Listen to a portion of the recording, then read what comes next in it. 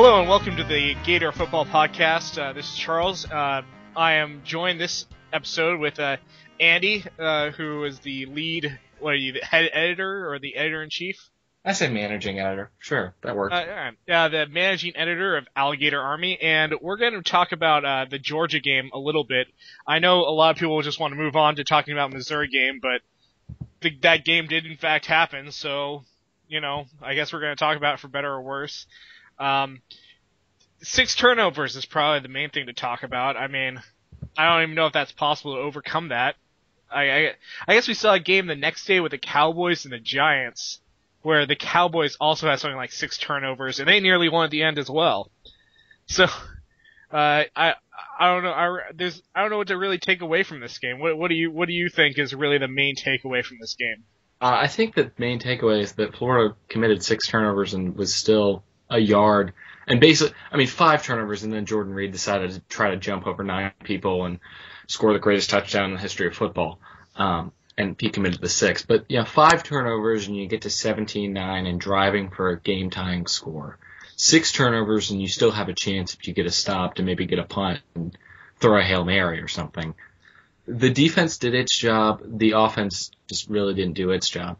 You can't really you can't expect to win in a game when you commit 6 turnovers. And if you're even in a game at that point, you've probably done something right in some other facet of the game.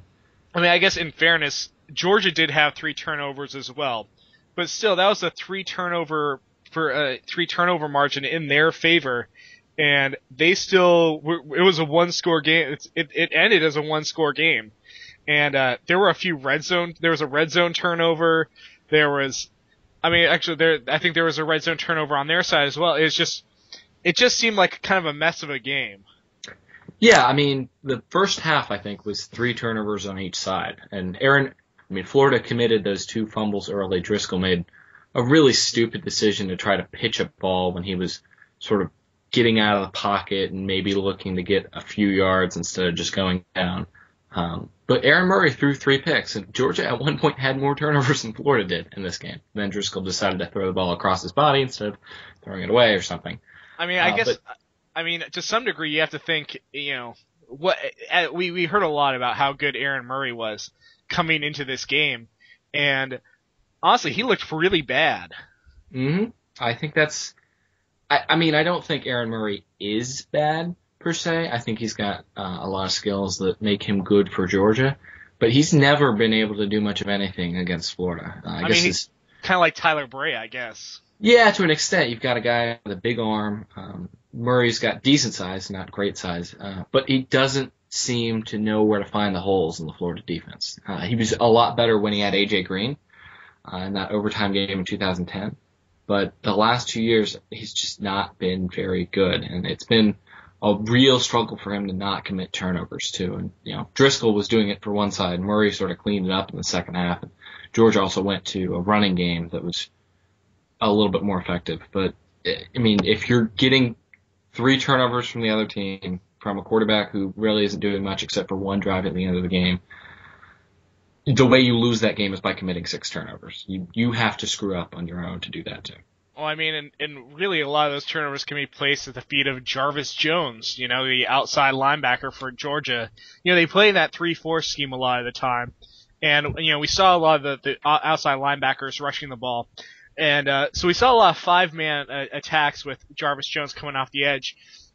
We heard a lot about the offseason, how the offensive line has gotten stronger. I to some degree, after seeing Jarvis Jones basically circle around, and there are both outside linebackers really just get circle around our tackles. You have to wonder, has any kind of strength improvement come with a speed decrease, or is this just how fast those players are? Is that just going to happen? I think there's an extent to which you do trade off some of the speed and some of the athleticism maybe that you had when you were under Mickey Marotti, who is known as a strength coach who focuses on that athleticism.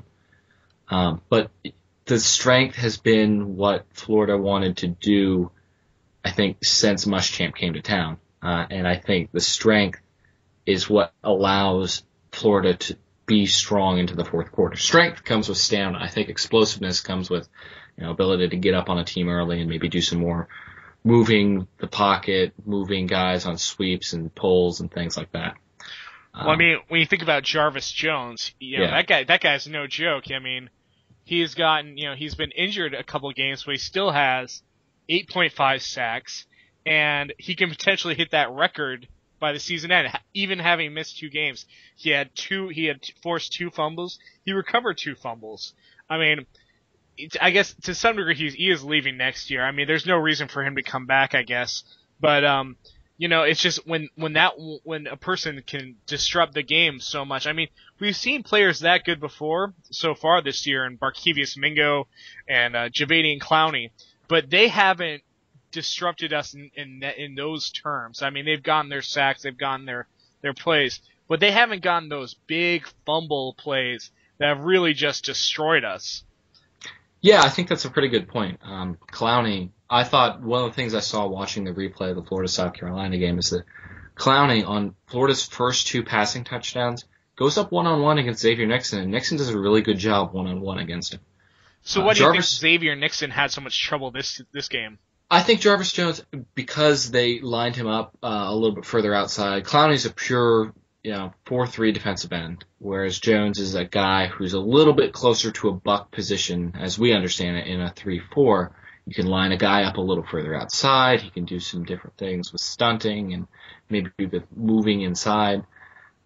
Jones is also a lot quicker than Clowney. I mean, Clowney's a fantastic athlete, but Jones is just a lot smaller, and it's easier. I mean, I learned a little bit in high school physics. It's easier to get a smaller body moving faster, and Jones didn't seem like he was hurt at all. I mean, he's been hurt this year, and he seemed 100% that Saturday. Yeah, word was that his ankle was potentially a little dinged up, but he sure didn't look like that.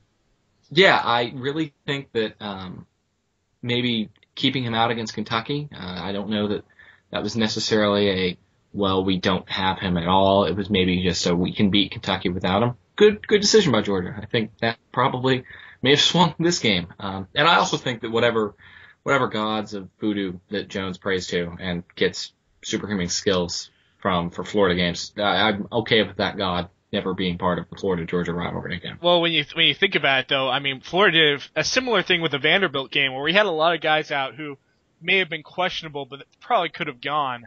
I mean, I think we may have seen that with the Kentucky game as well. I mean, Kentucky picked up like 220 yards on the ground against that Georgia defense, and I mean, when you think about it, Jarvis Jones really that's the difference he creates. And we've seen Jordan Jones, I believe is his backup, and he looks like he's a talented kid, but I mean that stat number is just insane. I believe he had 2 other tackles for loss. He had a couple sacks as well. I mean, it seemed like he was even more disruptive this year than he was last year against hobbled John Brantley. Yeah, I think part of that is Driscoll not having the same sort of decision-making skills that John Brantley did. And it's kind of sad to an extent that we're saying someone didn't have the decision-making skills John Brantley had. But Driscoll is he was a guy making his 8th start last Saturday, and there's a lot to be said for his youth. He maybe tried to do too much on a few different plays, and that didn't really work out. But Driscoll hadn't ever really seen pressure like that. I guess he sort of saw it against Texas A&M, but he did a better job not trying to do too much then. Well, I mean, a portion of that is also kind of bad luck, where Georgia players were getting to him right when he brought his arm back to throw the pass.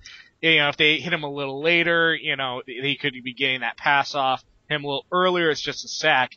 It seemed like the timing was kind of all on Georgia's side with regards to that. Yeah, I would say those 2 passes, one I guess turned into a fumble, wasn't really a pass, but it was sort of an attempted pass, and then the one that fluttered up in the air and got picked off. Those are really sort of freak plays. I don't know that on, maybe 2 or 3 of 10 times that happens. I would guess 7 or 8 times the ball ends up on the ground, but it's an incomplete pass, or it's a fumble that Driscoll recovers because it's right at his feet. But then you even have Trey Burton, who just completely bumbles away. He's been doing a pretty good job reading the option this year, but this was he just had a collapse here in this game too. Yeah, I really think that, that Trey turnover, the one where he pulls down a high snap and he tries to jam it into Amarius Hines' stomach, despite the fact that Hines is about a step too far to really be able to do it. That's something he's going to kick himself this week for, and I'm sure it was something that he immediately knew, damn, I screwed up. I mean, Trey Burton, I don't know if you've listened to my breakdowns, but I mean, I feel like he's a good person at reading the option, but he doesn't always read, whenever he decides to go with the keeper, I think he doesn't always just make his cut and run. He sometimes tries to find the holes, and I think we've seen that with Gillislee a bit this game as well, where we did have these small gaps, but it seemed like Gillislee wasn't necessarily trying to read the gaps as they were developing, but he's trying to think of the gaps as they were designed, perhaps in the playbook. So yeah, and I think this game especially, the blocking just didn't open up holes anywhere. I thought Gillislee did a really good job trying to get the 2-3 yards on plays where there was no running room whatsoever. Well, I think we finally saw a situation in college where the 3-4 actually really played an advantage. We had. So what I saw, all right, so you had there are 3 defensive linemen who were down, who were just taking up space. And then I saw what we haven't been used to, which was we saw 2 linebackers on the edge basically guarding against any kind of outside run. And then you saw the 2 linebackers on the inside just waiting to fill in holes. And I think that defensive strategy just is, we rarely see the 3-4 in a college game. It's 4-3 is way more often. But I think that's kind of the perfect defense against what we've been trying to do so far this year in terms of how we run the ball. Unless you have a mid-range passing game, that really seems to be the way that if you want a blueprint for how to stop Florida from running the ball, that 3-4 setup seems to be super effective at doing exactly that.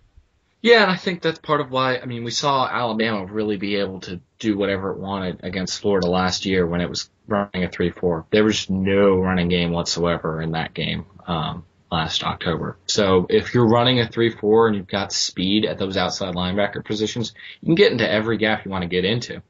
And when you fill all these gaps, that's assignment football. You just don't give a whole lot of room for the offense to operate.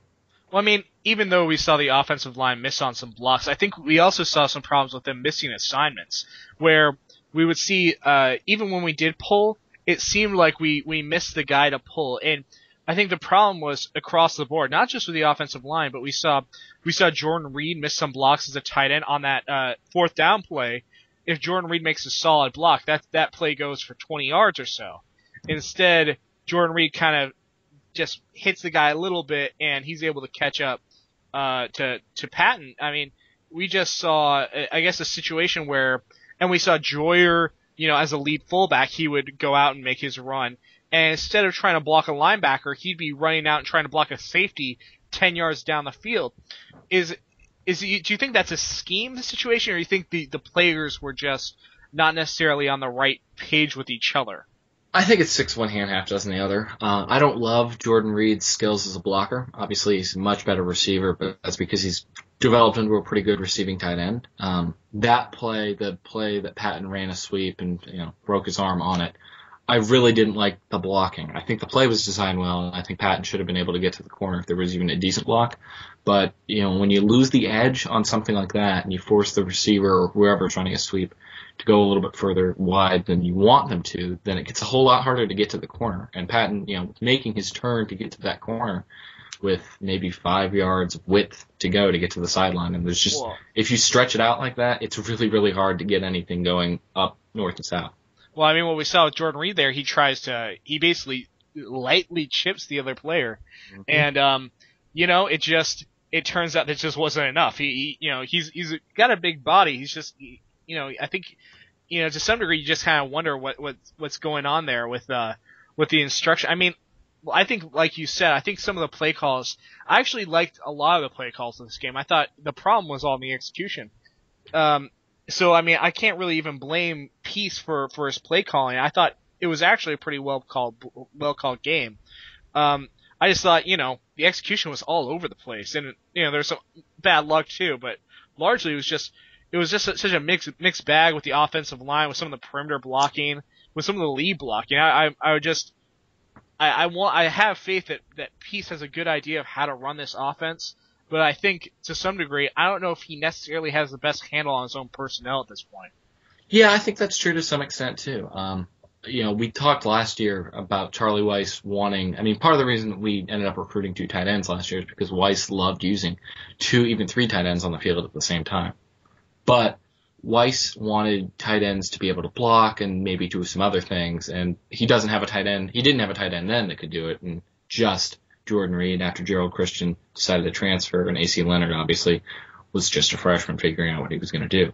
This year, it doesn't seem like anyone at that tight end position can block except Tevin Westbrook, and Tevin Westbrook isn't a receiver. I think they've thrown the ball to him maybe once this year. So if you're bringing in Reed, you really are sacrificing a lot of blocking capacity, and if you're bringing in Westbrook, you know that you're telegraphing this is a run.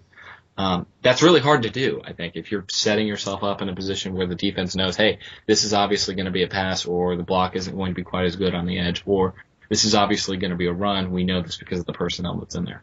And I think knowing your personnel comes from having personnel that you can do different things with. And I just don't think Peace thinks that he's got a whole lot of versatility when it comes to tight ends like that. And Patton being the guy running sweeps means, well, there's nobody else to do it. Well, to some degree, I mean, we saw Andre DeBose run a sweep later in the game. Mm-hmm. So the idea is that Andre DeBose will be given that position essentially that Patton was taking. And I mean, you know, Andre DeBose, we've kind of gone back and forth about what his deal is. I mean, what do you think is going on there with Andre? I mean, I'm not entirely certain. I don't have any sources inside practice that tell me this, but it's a 95% certainty that it's something where he's not taking practice nearly as seriously as he should be, hasn't been since maybe this spring, and they don't want to reward a guy who's been able to produce on the field but doesn't do the work, and I think that's the ethos of the Muschamp Peace era. Yeah, it's been interesting to see because, you know, when we had him last year, he was one of those guys we threw the ball deep to. And it was just kind of interesting that we don't seem to have a deep threat necessarily, but it seems like he would at least be okay in the slot to use occasionally, and we just haven't really seen him utilize it at all. And you just have to wonder, is he really doing something wrong to not get in, or what? But I guess now they might not have a choice against Missouri, having, you know, Patton out. Yeah, I'm really kind of surprised.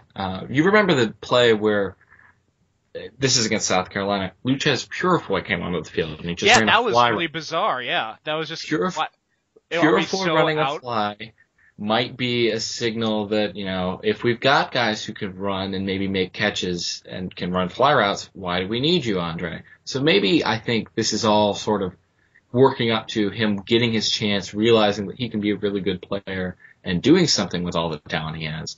But I'm not sure. One thing I'd really love for Andre DeBose is for Ronald Powell, who by all accounts was not exactly a great practice player until maybe this spring, to get in his ear. Powell's apparently become a big team guy.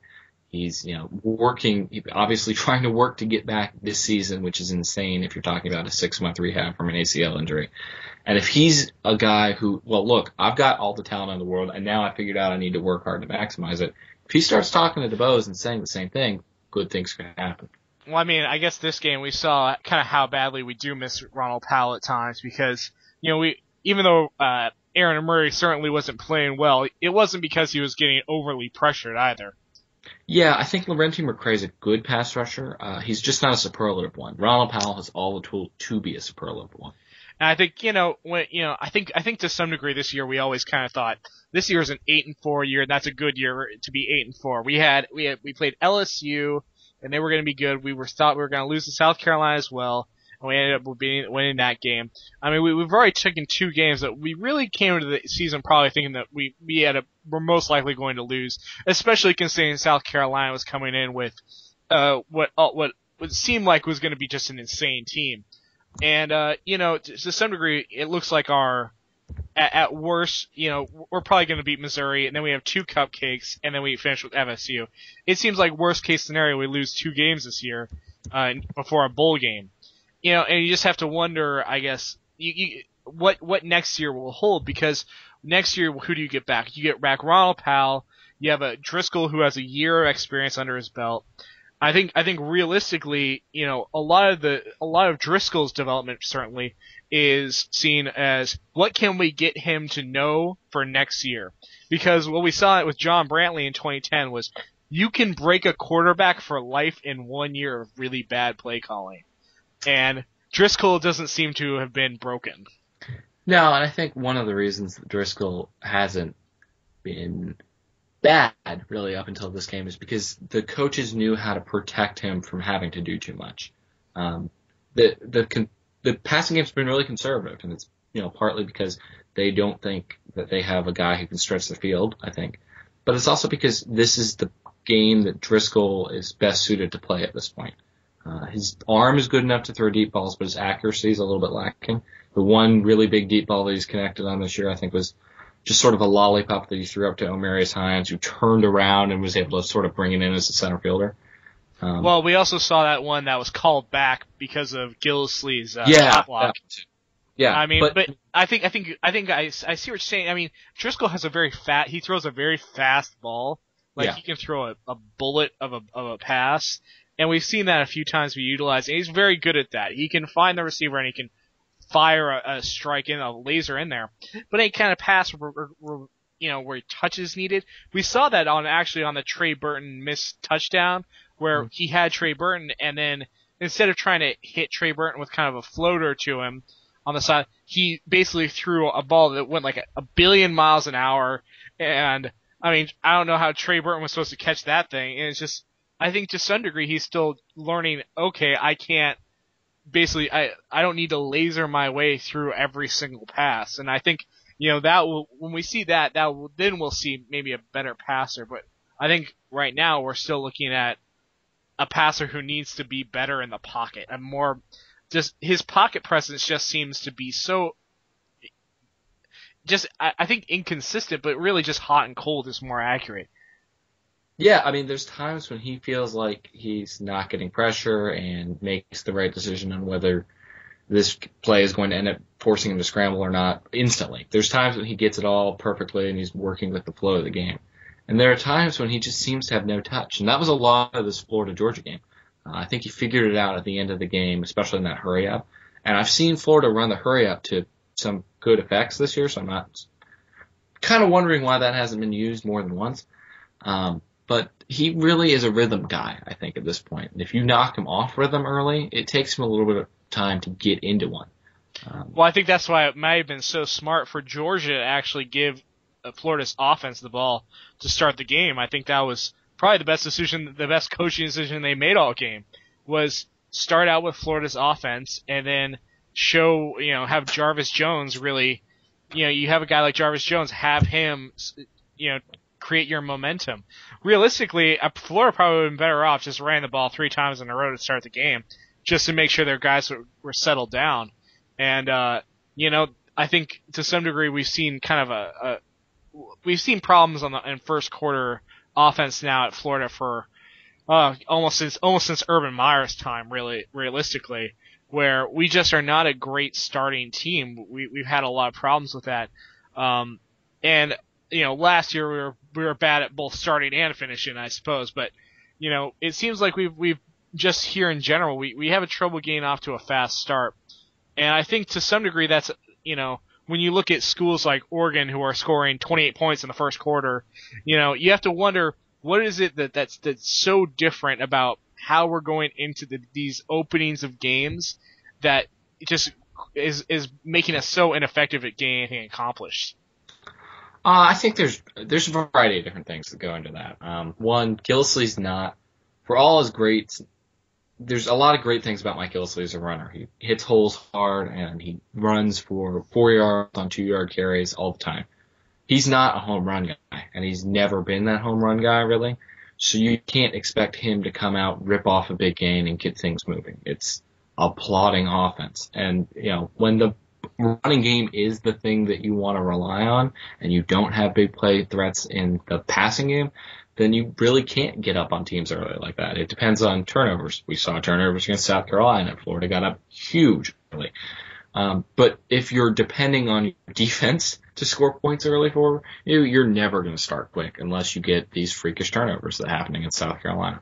Well, I mean, like the South Carolina game, all we could say about was how kind of night and day difference it was in terms of our red zone production. We saw a red zone production against South Carolina that was frankly just insane. We saw a ton of touchdowns, where we had to settle for field goals against worse opponents, actually. And, we saw some red zone performances here in Georgia, and completely different story. We had just could not put it in against Georgia in the red zone. And just, it was a combination of turnovers and it was a combination of misplays. But I think one of the big problems I've talked about all year is that we seem to be one of those, we still seem to accept that kind of on schedule style of offense where you want to get, 3 or 4 yards in the first down, 3 or 4 yards in the second down, 3 or 4 yards on the third down. And then you have a first down, you can just start it all over again. Florida seems to have trouble maintaining that kind of production, though, throughout an entire drive. And we've seen that kind of come back to bite us in the ass.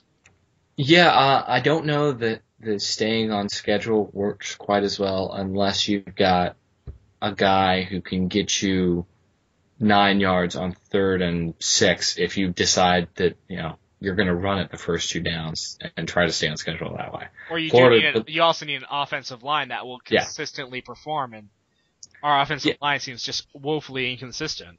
Yeah, and the problem with that is that the offensive line it'll do one thing really well. It'll run block really well one game and have tons of trouble pass blocking. Or it'll pass block really well and not open up any holes. I mean, Gillislee didn't run for very many yards against South Carolina. South Carolina did a fantastic job in runs. So, if you get an offensive line that gives you a complete performance, you can do a little bit better job staying on schedule and varying what you want to do with a balanced offense too. Right. Well, I mean, I there's really not a lot else to say about the Georgia game. I think, it's just one of those things where it's a combination of unfortunate events. The Jarvis Jones, a great player who made exceptional plays, and then you had a situation where you had guys like Jordan Reed and Jeff, where they just try to do too much and it bit them in the ass. So I mean, you could say more, you could talk about breakdown more, but I watched all those offensive plays multiple times through, and realistically, a lot of them were actually pretty well done and really well designed. We did actually gain a strange amount of yards this game. I mean, Jeff Driscoll, I think, threw for more yards this game than nearly every other game we've played so far this season. Yeah. Did he throw for more than 175 yards or something on offense? Yeah, I think he was up right around 180 or something. And that's just, we haven't seen that from him yet. I mean, I guess going into the next game, though, we'll see a Missouri team that has basically been beaten by pretty much every team they play in the SEC, except for Kentucky, which is a kind of consistent, terrible team here. What do you think is going to happen against Missouri? I think it's going to be. I mean, I don't think Florida's the kind of team that pulls away from teams early unless there's a bunch of turnovers. Morgan Newton threw a pick. Florida was able to put away Kentucky pretty early. South Carolina commits 9,000 turnovers. Florida's able to capitalize in the red zone and put them away early. I don't think Missouri is going to necessarily make a bunch of turnovers happen. James Franklin, for as little as he's played this year, dealing with injuries and other things, he's a good quarterback, and I think that Missouri's got better talent than Florida's probably aware of. I just don't think. I mean, Missouri's played some good teams this year. Alabama was a great team, obviously, and they played them in a rainstorm, so they couldn't do a whole lot on offense. Even if they'd wanted to, the rain would have stopped it. Florida's got Alabama-type talent on defense. Not quite as much depth, but right up there at the top. A lot of Florida's players are just as talented as a lot of Alabama's players. And so I think Missouri's going to struggle to do things. Florida's going to be able to get the running game in gear, maybe get some passing game going, and it's not going to be a really competitive game. Well, I think the running game is the main thing. I guess we would like to see get back on track. And I mean, honestly, when you watch Alabama's offense with Trent Richardson when he was running the ball, you see that that the main thing for them to be successful was the holes weren't always there for Trent Richardson. But if he saw a hole, kind of regardless of where the play was supposed to go, he just went kind of headlong right into it. I think Gillislee started out this season doing that, and I think he needs to get back on track to that. Just because I don't think this offensive line is going to be consistently giving him the holes in the right place. I think it's just that straightforward. Yeah, I think that's probably true. Missouri's rush defense isn't bad. Its numbers look a little bit worse because Alabama ran for 362 yards on them. But this is an offense that really wants to get to 200. Florida's offense is 200 passing yards, 200 rushing yards. I think 200 rushing yards is the thing that's a lot more likely every game this year. So I wouldn't be surprised if Florida tries to get to 50 carries or something like that and right around 200 yards. Trey Burton can run the ball. I'd like to see Omarius Hines do some of the things Solomon Patton's done. Obviously, we've talked about DeBose maybe taking in some of those carries. And if you can get a big play or two, you can get up to that 200-yard threshold and maybe open up some things up the middle and off tackle by trying to get around the defense. I would like to see a deep pass actually work for this team. Yeah, that'd be nice. I mean, DeBose running a flyer up could be great.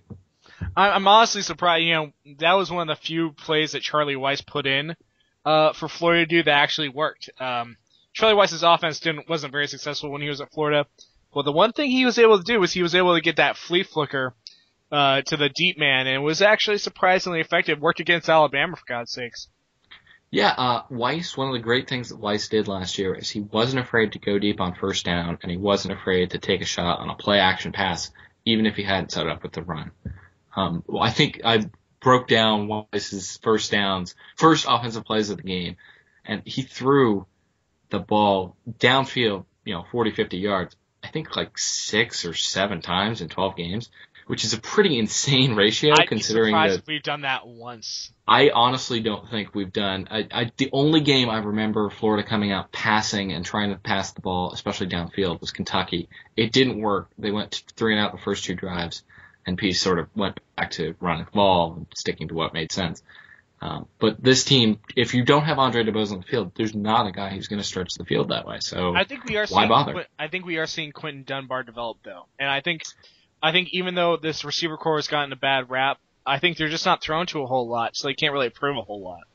Yeah, I think Frankie Hammond isn't. I mean, Frankie Hammond's probably topped out as whatever he's going to be. Yeah, probably. Yeah. Quentin Dunbar has surprised me the last couple of weeks by becoming a really shifty guy. He's made a lot of people miss. He's been toothpick skinny, but he's been able to make people miss in space, and that's something that Florida's offense really, really needs. Reed can sort of do that by jumping over you if you decide to go low on him, and maybe by stiff-arming you if you're dumb enough to try to get him from the side. But there's no one guy who's shifty. If Dunbar can really be that guy, maybe the Florida offense gets to do a little bit more boundary work, and that's obviously going to be a good thing. Yeah, especially when you face SEC defensive lines. Getting to the boundary sometimes is the best thing you can do. Yeah, so if you make them move and try to do different things and have to defend the field both width-wise and length-wise, you can sort of start breaking them down in different ways. So do you have a prediction for the Missouri game?